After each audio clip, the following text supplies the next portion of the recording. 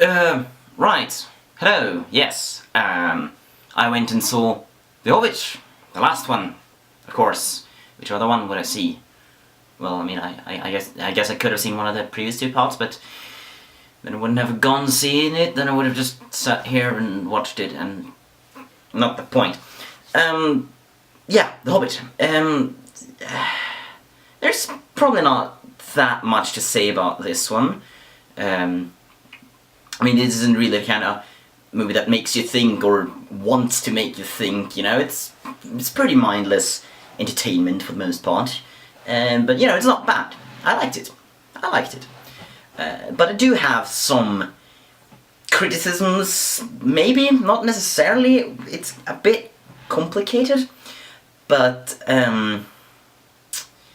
yeah, The Hobbit. I guess, you know, the first thing I need to say is the previous movies, because I like the previous movies too. I like the series as a whole, and I like the Lord of the Rings trilogy as well. You know, I grew up on those movies, but I would like to say that the Lord of the Rings movies are more, they're better. They're more solid 3 movies.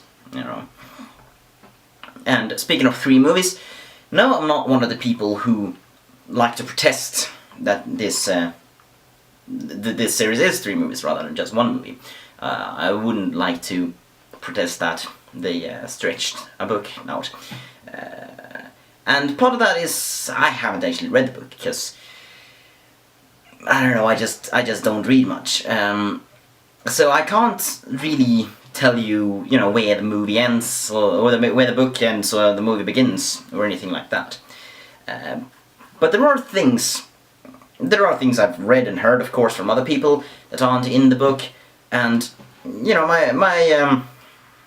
my thoughts on that are mixed, because there are some parts of the movies that are very obviously deviating from the book, where, well, yeah, it's pretty obvious, but whether or not that's good or bad really kind of depends on the situation, because I've seen a fair bit of criticism against the book too. You know, the book is not this flawless masterpiece, and I have heard from other people who have read the book that parts of the things they expanded in the movie were welcome additions. They were lacking in the book, and I'm well aware that pretty much all of the things that they put into the movie to expand, they're real things. You know, they're not just, oh hey, let's put in this or that, you know, because to make it more like a regular studio movie, that kind of thing, you know, where it's like, oh, we need a love interest, although they did kind of insert a love interest, but that part is a bit, I don't know. But no, of course a lot of the things are taken from other pieces of Tolkien lore that he's written and everything, but even then, I don't think that really matters that much, because to me it's like the book and the movies, they're different things, you know, they're separate universes or whatever, and, you know, I'm kind of like, the movies can do kind of whatever as long as it's good and enjoyable. However, within that, there are still parts of the movie that still feel very kind of conflicting, clashing, and whether or not they played out the same in the book doesn't really matter to me, because they still didn't feel entirely, things weren't meshing entirely. And yeah, I think I kind of went off on a tangent. I was supposed to say something else about the other movies, and I was gonna say that I liked the first movie the best. I thought the first movie was a good, enjoyable, kind of light-hearted adventure for the most part, which is what some people claim that the book is supposed to be. Some people claim that that's not what the book is supposed to be. I don't really know. I don't care. I liked the second one too, but I didn't like the second one as much, because the second one I felt had the most of these clashing parts that I should be going into, but I am not yet. And the third one didn't clash as much, but it was the farthest removed from the first one, because it really feels like there's kind of a progression through these movies, where the first movie lives up to its name. It's The Hobbit, you know. There's a lot of Hobbit in that Hobbit, you know. Bilbo does a lot of things, at least, and although I have to put a disclaimer first, this is all from memory. I saw those movies when they came out in the theater. I haven't seen them since, so it's 1 year since the previous one, 2 years since the first one. So I might be kinda remembering things wrong, but I can still very much remember my impression coming out from the movies. And I thought that the first movie, I was like, oh, you know, it's fun. It's a fun adventure. It's got some action and stuff added in that's a bit more of the kind of, oh, let's make a big budgeted action film. I don't know, whatever. There were some problems I had with that too, but nothing really beyond nitpicks, honestly. For the second movie, as I said before, that's kind of when I felt that things started getting a bit wonky. Because in the second movie, the separation, the integration, whatever, of the kind of light-hearted, fun adventure bits and the stuff that they'd added in for the movies, or maybe not the stuff that they'd added in from the movies, things that might have actually been in the book, but the more kind of serious things, it felt like that just didn't mesh more. As an example, the part where they escape from the elves, and Bilbo's doing the whole, oh, let's escape from the barrels. That's from the book, from what I know. And that's kind of like, oh, you know, this neat little, he thinks outside the box. It's kind of his role in the story, that you got the dwarves who are all kind of brutish and straightforward, and Gandalf has this whole kind of, oh, I have wizardly knowledge and I can think about all this complicated stuff. But Bilbo's a simpler character who can, like, oh no, let's do some problem solving in the moment. You know, he's kind of good thinking on his feet. You know, that's kind of his character. So that part was like, all right. But then they immediately follow that with this whole kind of CGI action scene where they chopped heads off of orcs. And I'm pretty sure that part is not in the movie, in the book. I think that in the book they just go from the barrels like straight to Lake Town, whatever. Yeah. And things like that, I felt like it just didn't. And again, whether or not the people are like, oh, the book's for kids or the book isn't for kids, I don't care. But within the movie, I still find that stuff just didn't quite work. And I do distinctly remember coming out of the second Hobbit, I was like, there's very little Hobbit in this Hobbit movie. The first one was best at actually being the Hobbit. And for the third one, it's the least Hobbit. There's barely any Hobbit in the movie. Bilbo does like 4 things. He barely has any lines even. And that's not necessarily a bad thing. You know, it can still be an entertaining movie. But I still feel conflicted on these things. There are still parts of the movie where, I don't know, it just feels a bit whiplashy almost at times, where, you know, you have all the stuff with Thorin and the dwarves and the warfare and everything, and then suddenly Bilbo does something, and the things that Bilbo does in this movie isn't as much kind of shenanigans as in the second one, because in the second one that really felt like it was a thing where it was like, oh, you have all this serious stuff and then shenanigans with the Hobbit. I mean, it's not quite shenanigans, it's suddenly juvenile humor or anything like that, no. But still, it felt clashing. In this one, the stuff that, everything does feel a bit better meshed together. The stuff that they put into this one, like, and to fully elaborate, I guess I'll have to say that, you know, this movie is basically just one long fight scene almost. It's like the entire second half of this movie, or if not more. I mean, I didn't keep track of the time in the theater, but almost this entire movie is just the Battle of the Five Armies. And from what I know, I think the Battle of the Five Armies was just kind of a brief description in the book. It was like 3 pages or something. In this one, it's the entire movie. And, you know, that's fine. You know, I don't mind that. You can make a great movie out of this. And again, yeah, it's some great fucking action. It's great, I was gonna say effects, but the effects were a bit lacking at times. But still, you know, it's this big, epic fight scene, battle, and it's a spectacle to watch, you know. It's not poorly done for what it is. And what was I gonna say? Well, I think that was the point where... oh, fuck, I'm sorry. Fuck, my throat hurts. But, yeah, no, I think that was my point, I'm not sure. As always, I'm really bad at doing this. I'm all kind of rambly. But that's what they did. They did the war, and they're the battle, and they just stretched that out. And that was good for what it was, and it felt like it was pretty properly integrated.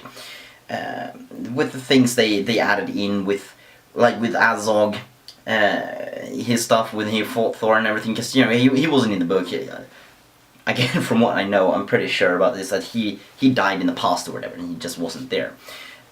But I remember feeling like Azog was a completely pointless addition in the second one, and the different orc Bolg was also felt kind of pointless. They didn't really do much. They just kind of, every once and again, you cut back to the orcs, and they just like, oh, we're gonna fight, do something. I don't even really know what they did. And because when I saw the first one, I was like, okay, Azog, he's a pretty neat addition to the movie, because the movie needs a villain. When you turn the three acts into 3 movies, then every movie's gotta have sub-acts and everything, of course. And so I was gonna figure like, oh, they're gonna have a different villain in each movie and a different kind of climax, and that's kind of what they did. But in the first movie, I really thought that they defeated Azog in the end. It's like, okay, he was the villain for the first movie. In the second movie, it's gonna be Smaug, and it kind of was. There was a big climax with Smaug and everything, although he dies only in the beginning of the third movie, which was also just kind of weird, where they left on a big cliffhanger in the second one, and then that was all resolved like in the first 5 minutes. And I kind of felt like, we couldn't just put that in the second one.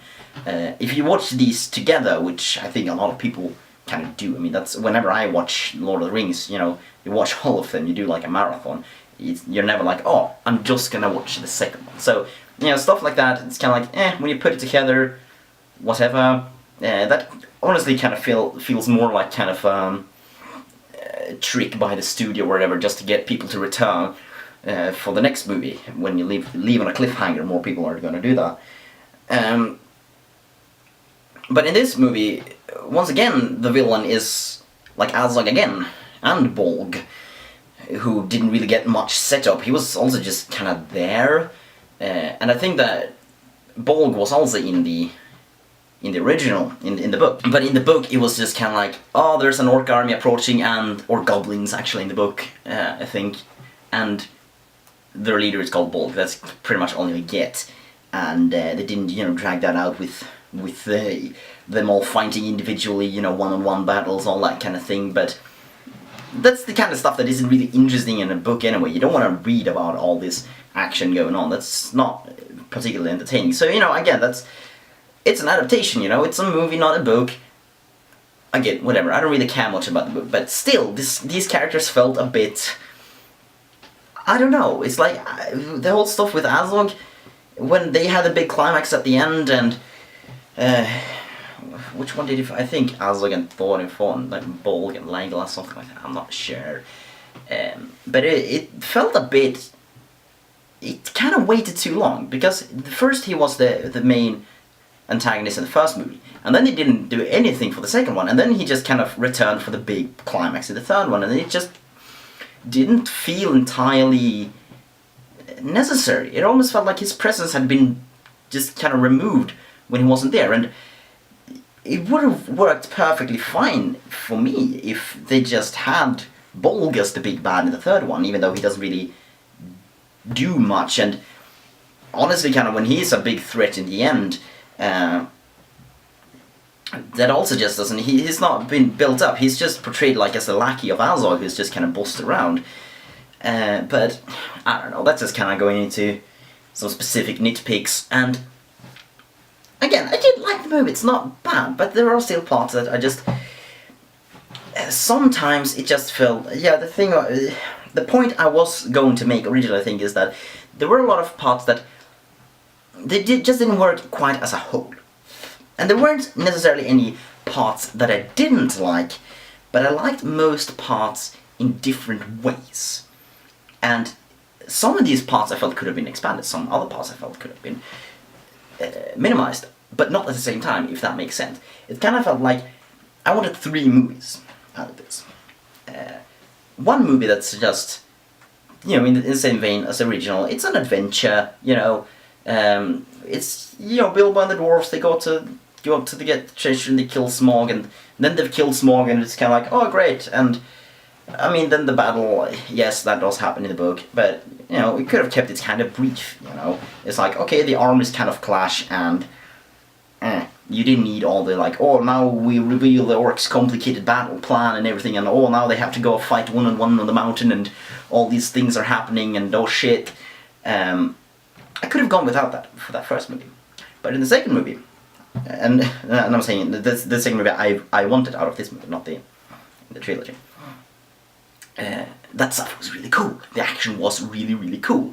It was really fun and interesting and exciting to see, like, oh, what are the orcs gonna do next? Oh shit, they got, you know, worms, and oh shit, here comes the trolls, and catapults, and yeah, all these things going on. It was a really, really well put together kind of action and fight scenes and everything. Yeah, I was gonna say that in that first one, I really could have gone without Legolas. It's like, what did he do? He just kind of showed up to do some cool action. And yes, in the action movie, that was nice, but otherwise he was completely superfluous. And then the third movie I would have liked to see out of this was the one with all the exposition. Because I'm a huge nerd. I love world building. World building is like my favorite thing about any movies, honestly, and that's why I like speculative fiction in general. That's why, like, sci-fi is my absolute favorite genre, and then after that, probably fantasy. And, you know, I don't care much about characters or whatever, or even really a story. Doesn't even have to be that good, as long as the world is good. And that's one of the big strengths of Tolkien, is that his world is so amazingly fleshed out. And they put stuff of that into this one, you know, from the anecdotes, from the, I don't know if they were from like the Silmarillion or whatever, but the other stuff, like the stuff with the necromancer and everything, that was just kind of like, Gandalf just kind of mentions that happened in the book. In this one they show all that, and in the first and second one too, you know, that's what they put in. And they talk a lot about, you know, how the world works, and the orcs and the elves and the everything, and what they're doing. You know, they kind of establish some of the backstory and stuff, and again, that's what some people say is actually missing in the book, that the book under-explains things sometimes, as opposed to Lord of the Rings, that really does do that whole kind of, it explains everything, and it's kind of like, oh, you know, it was his first time out doing a book when he wrote The Hobbit, so it's like, I don't know. But I really like that part. You know, that's this kind of stuff that fascinates me otherwise. But that stuff, I felt, could also have been cut out. Because, and again, none of the stuff in the movie technically was too much. But when watching the movie, it still kind of felt like, when we returned to certain parts, it was kind of like, whoa, I completely forgot that this was going on, you know? Certain parts, like between the, whenever they were showing the battle or whatever, and sometimes they'd get back to just like Thorin and his greed or something. It's like, whoa, this was so long ago, this last had a scene about this, you know? And then we went to Bilbo, and it's like, whoa, that was also really long ago. And then you got to like, I can't remember the different parts, but a lot of the time I just got a feeling like that. That was more kind of in the moment. I felt like things were a bit too massive in a way that just, I don't know, and it really feels like you could have kind of separated it. And yeah, I had a similar feeling with Lord of the Rings too. And from what I know, in Lord of the Rings, the different stories are actually like in different parts rather than intercut with each other. And, you know, and I can get over that. Again, it's not a bad movie.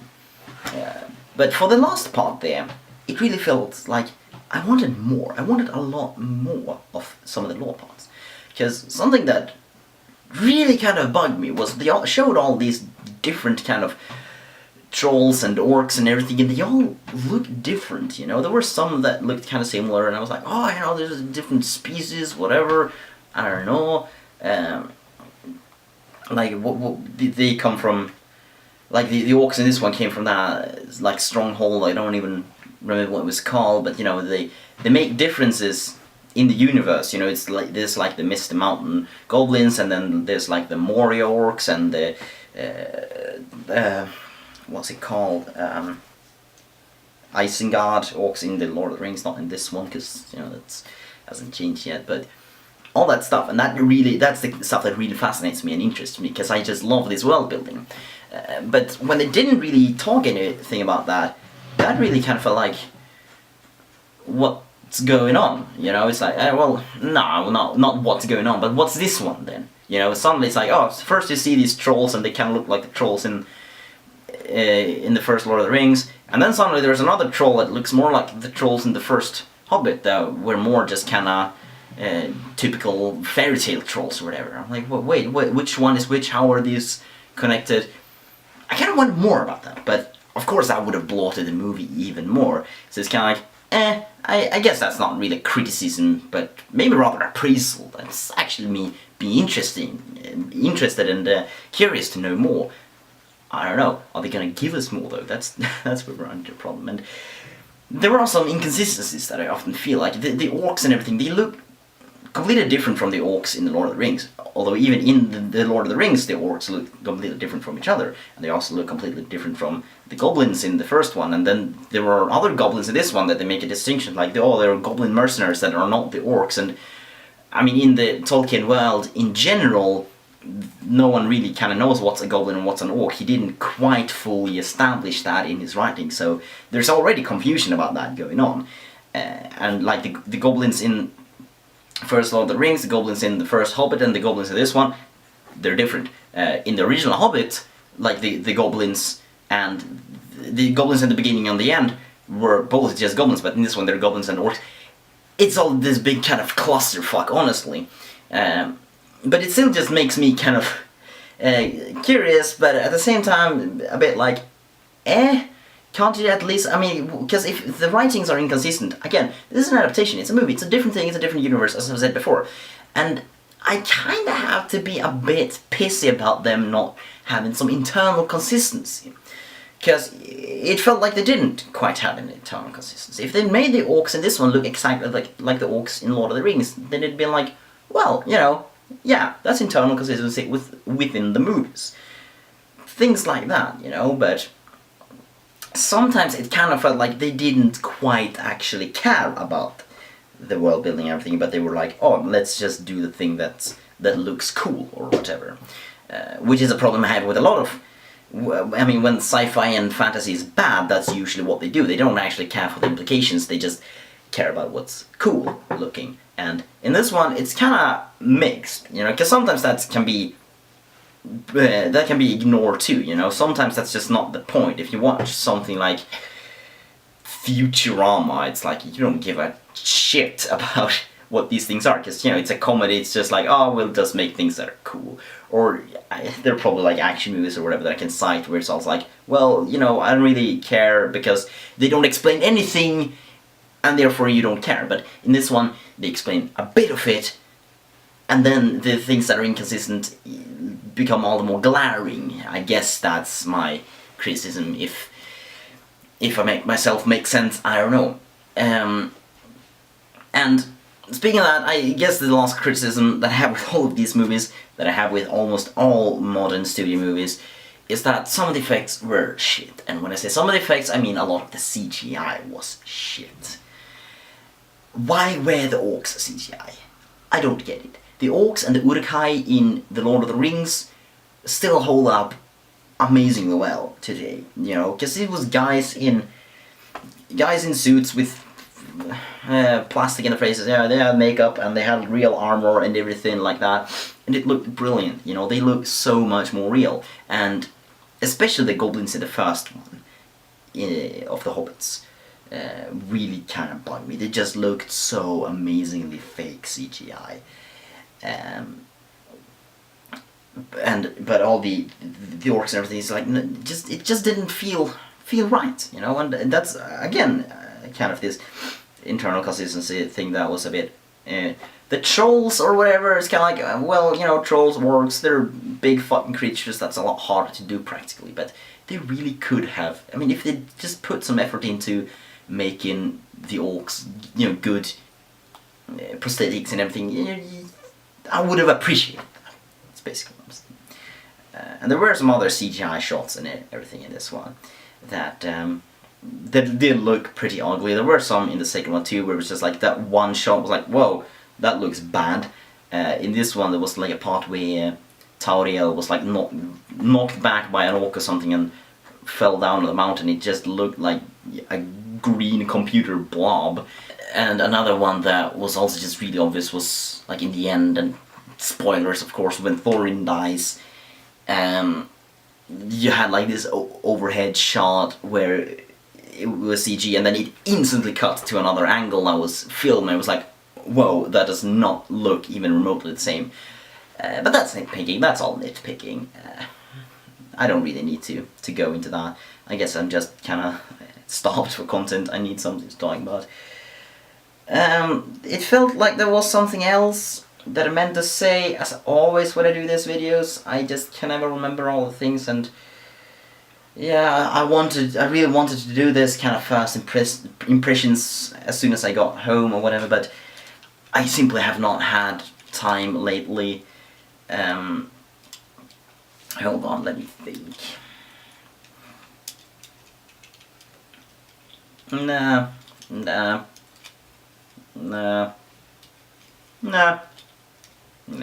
I think that's about it.